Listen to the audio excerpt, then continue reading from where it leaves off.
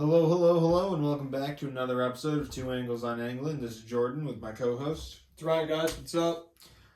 Alright, so as for the weekly recap, there's really not much to talk about. Except for our one day. Except for our one day.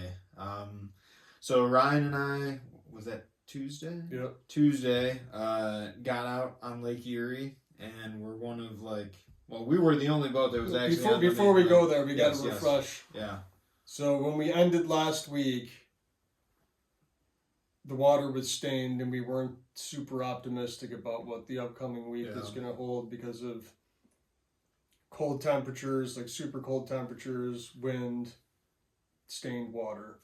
So we came into the week with heavily stained water. You know, Monday was not much time to settle. Yeah, right. So water clarity was definitely subpar. It was like less than a foot. Less than a foot. Yeah. So we were the only boat out on the main lake.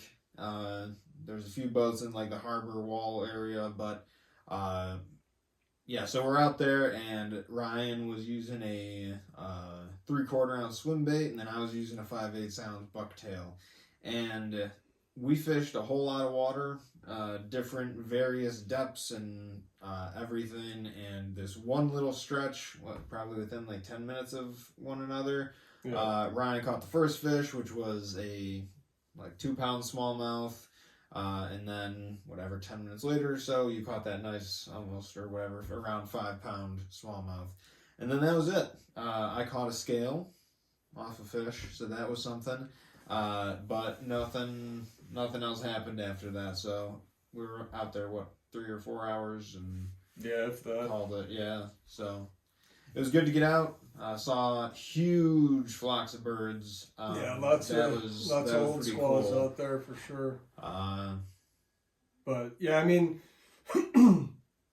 that was after tons of huge waves, and I was still optimistic though because we didn't have much wind. And I think that was I think that we had a few things working against us. One, water clarity was a problem. Yeah. And two, we were barely moving, but that can be kind of advantageous when the water's stained. You don't want to be moving too fast because you gotta almost hit him in the face. Yeah.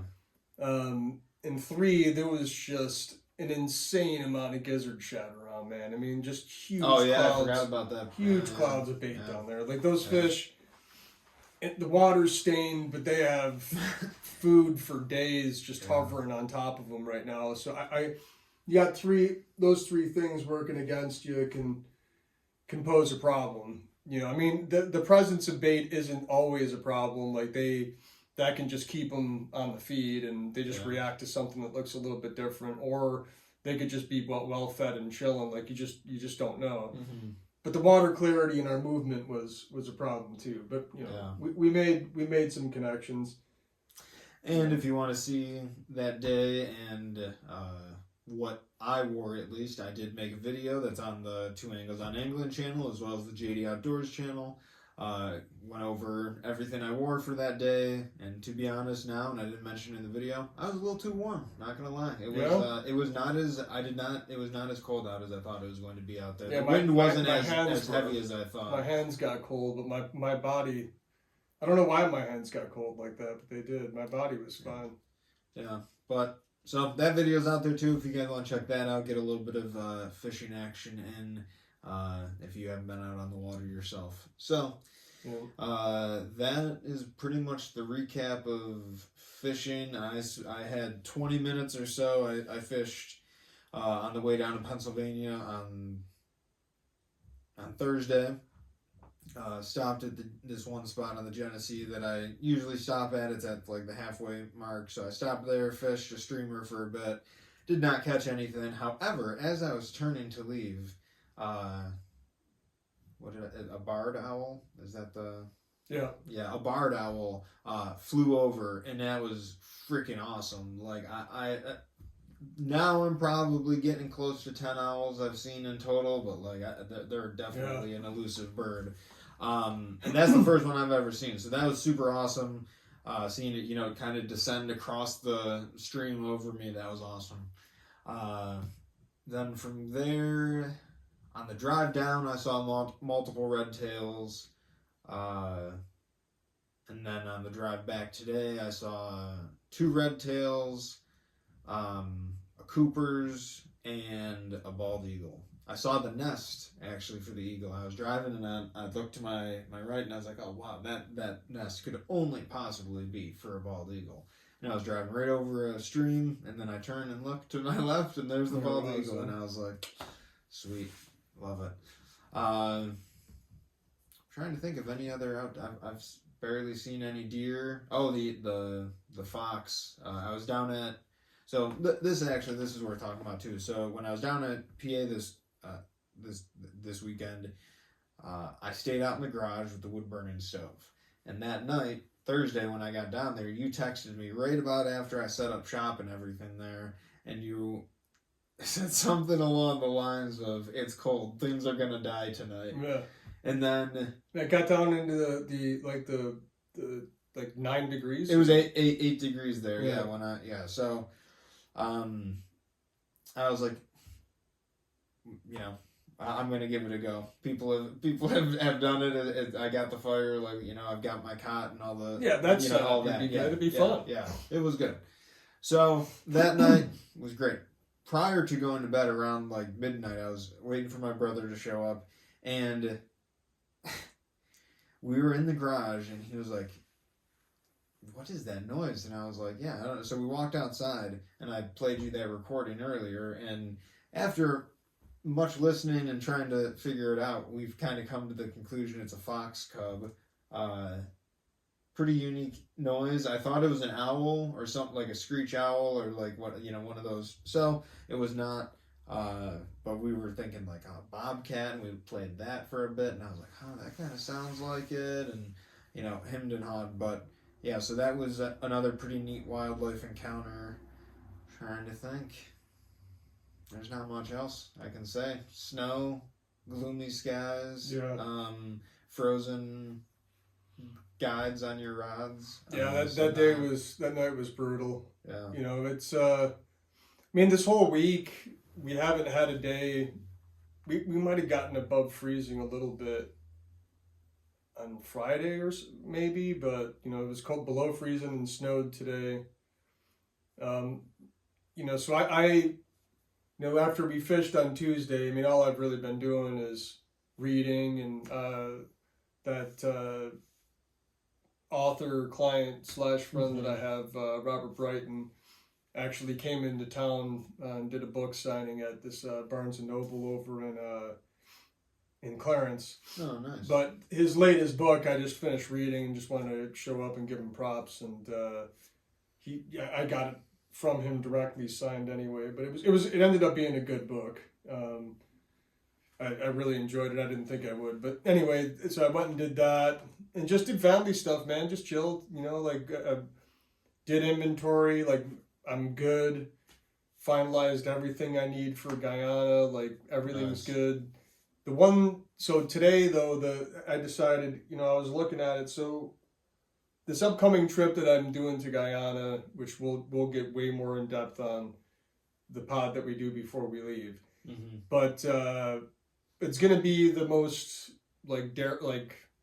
adventurous of the trips. The priority won't be we're gonna fish. Don't get me wrong, and we're gonna catch lots of fish, but we're willing to burn days to explore and get further up into the system than we ever have, and so that's changing my packing list slightly in that I'm anticipating having to portage through or bushwhack through minor amounts of jungle from time to time, because we wouldn't leave the river by a lot, but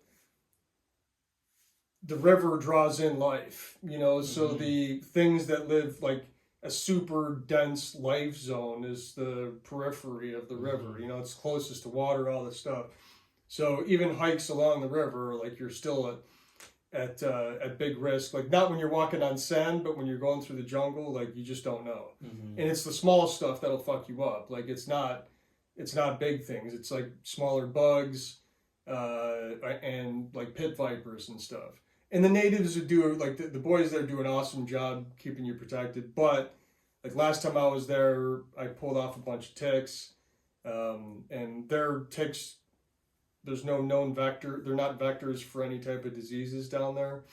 I have Lyme disease, and I was like, after I pulled the first few off, I was nervous, but a few weeks after coming home, like nothing different happened, so I'm fine.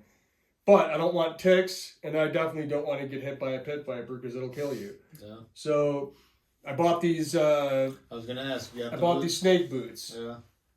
Which come up to like they're not Carhartt. Danner makes them, and they're awesome. They come up to like here, super solid on the side, like good ankle brace. But I was looking at them when I was down in my basement the other day thinking, like, dude, I can't just go straight into Guyana with these things without, like, wearing them for a while and, like, hiking in them. Yeah, so, good point, dude. Yeah, so because from the military experience, I know with boots, like, regular shoes, like hiking shoes, I'd have no issue with it. But, like, things that are cut below the ankle, it's like, whatever. But when you got something that, like, goes up your whole leg, you have way more friction points, and the material is tighter. It's got to break into the joint of your ankle and just how your general leg moves, how much space you need. Because not everybody's foot does the same thing when you walk, so there's a break-in period, especially with leather boots like that. So I'm like, dude, I got to go hike the gorge. And so I did. I went down there today, and yeah, like all week we had crap weather. It was a long tangent to say that we might have had, like some dudes fished yesterday and the water was like fairly stained, but it was dead calm. Like there wasn't much going on wind wise, especially towards the back half of the day, and you could have totally fished, and like you could have drifted nice and slow, especially for brown trout. And I think dudes who went out yesterday got into some, like I don't know that they hammered, but they definitely got into fish. So I was like, man, I had dudes coming into town from from Delaware, Massachusetts, and Pennsylvania, I think, and New Jersey. They're like 6 guys. They were all coming here to get together. I had a 2-boat trip for both days. And like a week out, I would have never thought that we would have fished. We would have been able to fish yesterday. But we could have. Today, I'm glad that I did not, because it was below freezing all day. It snowed for most of it. In the water, I mean, sure, I guess you could catch fish in it, but it was like 1.5 foot of viz, like maybe, like, you know, so I don't know. And it was below freezing in that, plus there's a little bit of wind coming through. I was glad to have not fished today. I was thinking about it. I was thinking about my buddy Nate going out, that I went to look at the river at the gorge early. I'm like, yeah, dude, it's snowing, you know, it's cold, and that water looks like that. Like, I don't need to get out. You know, like that's the weird thing about now, and like what I just did over the past few months is, like, as far as workload goes, is like I'm not chomping at the bit to get back out there. Like the one thing I'll say is that I think I ranted about this before, like Mother Nature just will revert to the mean at some point. Like the reason that because you and I were talking about this before the podcast, so like a year ago, almost to the day, you and I fished the lower together. Well, the only reason why you and I would have fished together is if we had marginal conditions, because like I was booked every single day. So I canceled on somebody who was coming in from out of town, probably for a couple of days, and one of those days was fishable. So you and I went out, and we didn't hammer, but we caught fish. Some nice ones too. Oh yeah. So, you know, things you can, you know, pull stuff off, but it's somewhere in the first couple of weeks of December it goes to shit. Just like somewhere in the last week of October, or somewhere in the last 2 weeks of October it goes to shit. And usually, you know, like is intermittently problematic throughout November. But it's like once a month, and they'll last like up to 2 weeks, but it'll eventually stabilize. Like it just won't stay crazy for a long time. Like it'll eventually stabilize. So I like looking forward, like into this upcoming week's forecast.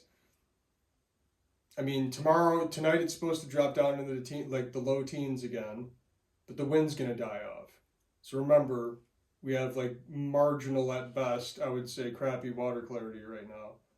Fishable if you're desperate, but crap, or just want to get out, but like not great. Tomorrow will be better because it didn't really blow a ton today. It was northwest, so that's not a big wave generator. Tomorrow it'll be better.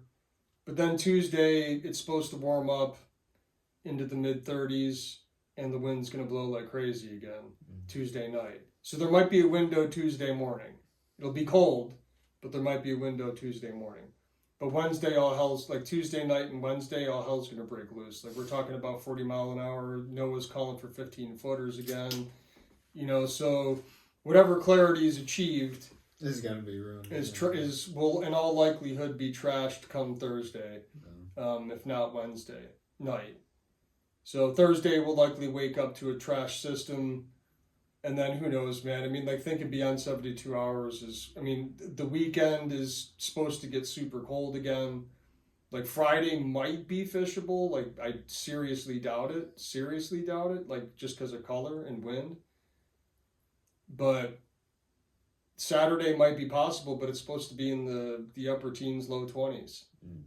I'm not fishing in that. Yeah. And but it'll chill things out, and if Sunday comes to pass the way they're talking about, like things are supposed to chill out by, that cold front will come in, and then Sundays norths, Mondays norths. So it'll be cold, but the water clarity will improve markedly, and then we just need like I'm thinking by the middle of the week next week, we're going to go on a pretty good tear. Sweet.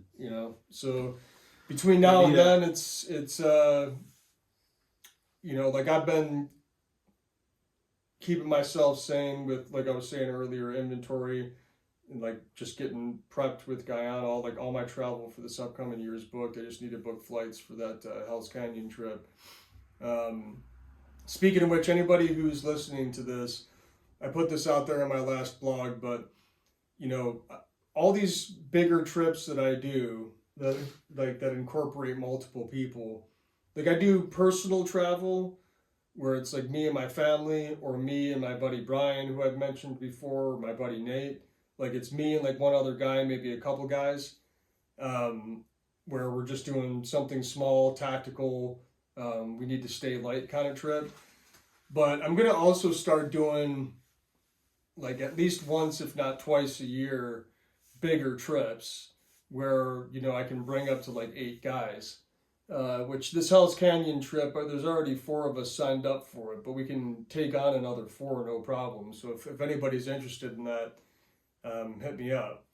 I can send links but I'm going to start doing that probably once, if not twice a year. Eventually get to twice a year where I don't make any money on it. I'm just encouraging people to get out and do something, and I'm going, so I might as well. I'm a professional at this type of stuff, so I might as well just try to make people's experience a little more seamless. And if there's a business model that can be built into that, great. But so I've been thinking about future stuff. Yeah. I've been thinking about taxes, and just getting like all of my stuff, like my inventory. Like my plan for this year is to spend as little as possible on tackle. So I just stockpiled stuff through like Black Friday sales and stuff like that. I'm just like, dude, I'm just gonna try to save a little bit of percentage, stockpile line, baits, hooks, like all my terminal tackle, extra rods. Like the only thing that I'm going to save for this upcoming year is probably new spinning reels for crankbaiting. But I'm otherwise, clothing, like everything's just fully stacked. Nice. So now I gotta be honest, like although I haven't really missed fishing much lately, that and a lot of gym time, but I'm starting to get cagey. Like I'm starting to be like, all right, dude, I just need a handful more sessions. And I as much as I would love to get out and have some more banner sessions in the lower, the main thing I want to do is get back out into Lake Erie and have just at least a couple more banner days out there. Mm-hmm. Because my only concern is like all of these cold days drop the water temperature. Last I checked, it was like 41. It might even be, let's give it a real-time check, shall we? 40. Mm. Now, interesting stat.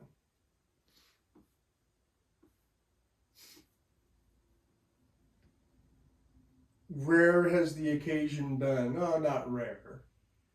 But I would say that the lake temperature and the river water temperature is much colder now than it usually is this time of year. Mm. Like last year, for reference, it was 44 degrees. The year before that, it was 44. The year before that, it was 45. In 2021, it was 40 degrees. In 2019, it was 43, etc. So we're colder, for sure. Yeah. And like, you know, I was thinking about this the other day, and when we started talking about this, like it was like that late October, early, like, because Halloween was fine. Like Halloween is like kind of when it started, but we had this like very rapid snap into coldness at the beginning of November. And I remember we were talking about that on the podcast. I was like, yeah, it always eventually gets cold, but it typically bounces back, you know, and you'll have like a wave where like it's very common to have days in the 50s in November. You know, I have pictures of me and Nate musky fishing in t-shirts, you know, in November in the past, but that's not the norm, but it's possible. Mm-hmm. But that did not happen. You know, like it got cold and it stayed cold and it's just gotten progressively cold. Like we haven't had any push of whatever warm air is further south of us. Like that just needs to come up a little bit so we can have one final session for the year. Because if that doesn't happen, we will for sure get 100% plus coverage on Lake Erie this year. Yeah. And if that happens, then, you know, unless we get some crazy rapid warming event, it's gonna be a long time. Yeah, we're not going to have reliable day-to-day daily fishing until mid-April. You know, so we'll be looking at like an easy 4-month. You know, I'm not saying that you can't get out in March like what we did and go out and fish Lakers and stuff on Lake Ontario, or get out into the bar when you can. But we'll see. Yeah. Hopefully a change happens. But what I can say is, if that long range forecast comes to pass, you and I'll, because I've had to move all my clients for next week until the weekend, and those guys will get moved. But I'm pretty positive I'm going to have at least 2 days open next week. After from Wednesday, so not next week, but the week after. So not this upcoming Wednesday, next Wednesday. From that day to New Year's Eve, I'm booked. Like every single day is full, except for Christmas. So that'll all just be constant shuffling, and some of those people will hopefully be able to go out in the spring, and others of those people I'll just lose and maybe connect with them next year, and we'll see what happens. But that's it, man. That's all I got. I don't got much. Yeah. Cool. Not much going on. Yeah. All right. Well, tight lines. We'll see you on the water. Well, probably not with how cold it is, but yeah, we'll sneak something in. Yeah, we'll see. All right. Well, peace out. Take care, guys. See you.